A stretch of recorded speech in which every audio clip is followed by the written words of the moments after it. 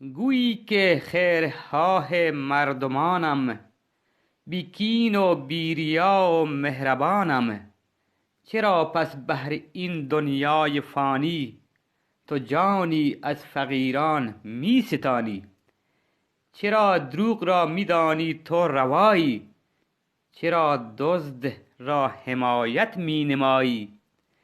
چرا از جهل نداری امتنانی، خردمند را چرا از خود میرانی؟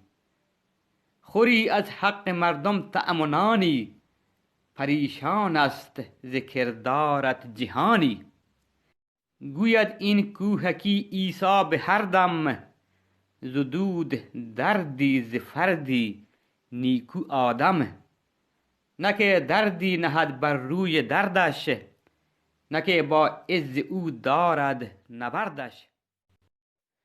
گویی که خیرخواه مردمانم، بی کین و بی ریا و مهربانم. چرا پس بهر این دنیای فانی، تو جانی از فقیران می ستانی؟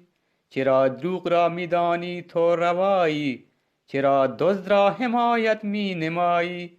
چرا از جهل نداری امتنانی، خردمند را چرا از خود میرانی؟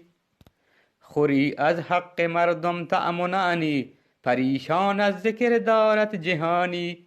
گوید این کوهکی عیسی به هر دم، زدود دردی ز فردی نیکو آدم. نه که دردی نهد بر روی دردش، نه که با عز او دارد نبردش.